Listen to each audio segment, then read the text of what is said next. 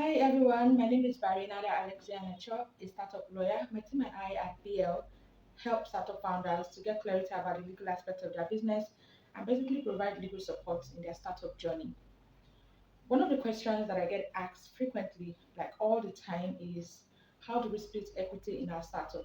Now, one of the key conversations that early stage founders should have even before they complete or even start to do product development is the issue of ownership of equity. When you come together with some people to start a company or to float a company, there is that silent question of who is going to get what in this company. I call this conversation the hard talk session. Now there are other topics, there are other things that founders should talk about. But you see, the issue of equity split is at the core of the startup. And so in the earlier stage, startup founders need to actually get this out of the way. So when people come to me to say, please, how do we split our equity? Just how what's the best way to split equity that will be fair to both of us or to each of us, where there are more than two. Usually, I refrain from telling you, oh, you take 20%, you take 30%, you take 40%. I ultimately let you make the decision yourself. But I help you, guide you I provide guidelines for you to consider, factors that you could consider in helping you reach a decision that is fair. And in this video, I'm going to be highlighting few of the guidelines, right? I have a comprehensive list in my book, How to Split Equity. But in this video, I'm just going to highlight five key things that you should probably consider before splitting equity. This will help you to know who is supposed to actually get what. And you need to understand that at this point, having a 50-50 equity split will not necessarily be fair. As far as equity split is concerned, ownership split in a startup is concerned, the ultimate goal should be for you to arrive at a split that is fair to everyone. And what is fair is not always equal. You can have an unequal equity split and to still be fair based on these factors that I'm going to talk about. So let's get into the factors. Now, what are some of the things that you want to consider, right?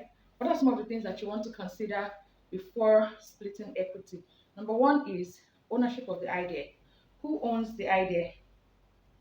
Whose idea, whose idea is responsible for the startup?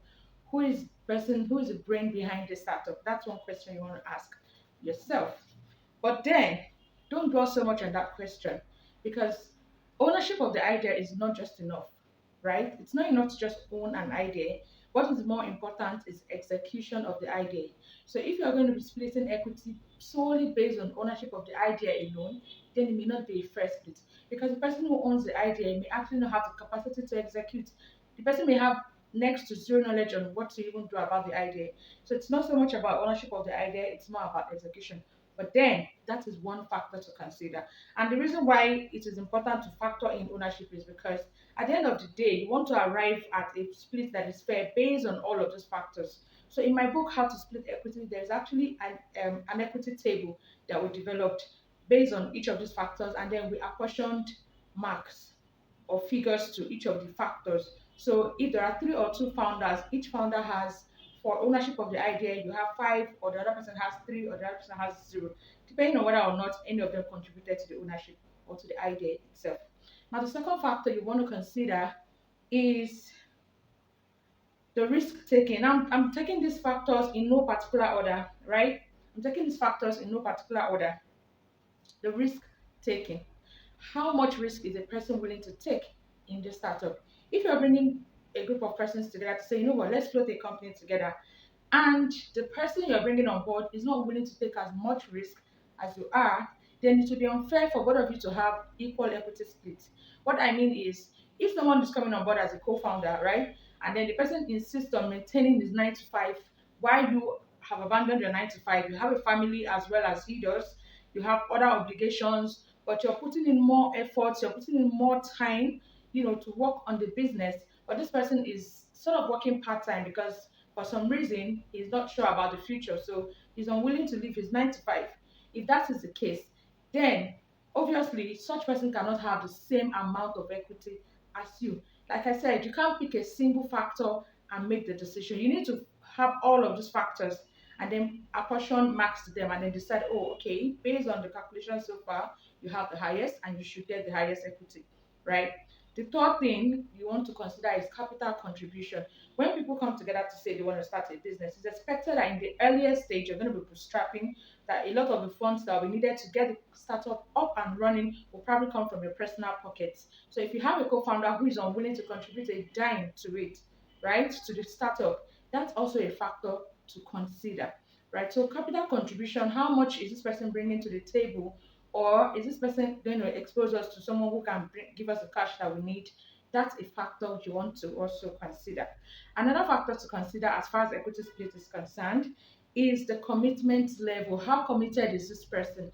Is a co-founder someone you're going to be dragging every day? Every day you're calling him before he takes action on certain things. Like there is zero commitment on his part, and even you know that. That's also a factor to consider. Someone who is less committed should not even be a co-founder in the first place. But let's assume for some other reasons you're bringing him on board as a co-founder, but he's not as committed as you are. You should factor in the commitment level when calculating equity split, right? Another thing, and this is very important. So I think I've mentioned like four already. I was supposed to just mention five. I have up to like 10 different factors to consider. But let me just mention this and as the last one as far as for this video, right? Another thing you want to consider is the skill set and the expertise. I've always said it that people who you bring on board as co-founders should be someone or people who have complementary skill sets. Don't bring people who have zero skills or who have same skill set as you do, right? You should bring people who are on the who are able to contribute value to the business, to the startup. People who have the right skill sets that you need to move your startup to the next level. So, like I said, there are almost 10 other factors to consider, but I've just listed five in this video. So, what you want to do is rather than just randomly say, oh, it's my idea, I own the idea, let me take all of the shares, you want to factor in each of these factors and then decide what is best. That way, you arrive at an equity split that is fair. I hope you got value from this video. If you did and you'd like more content like this, please let me know, and then I'll be glad to share more content on startup legal and everything you need to know to stay legally protected. Thank you, and I'll see you in another video.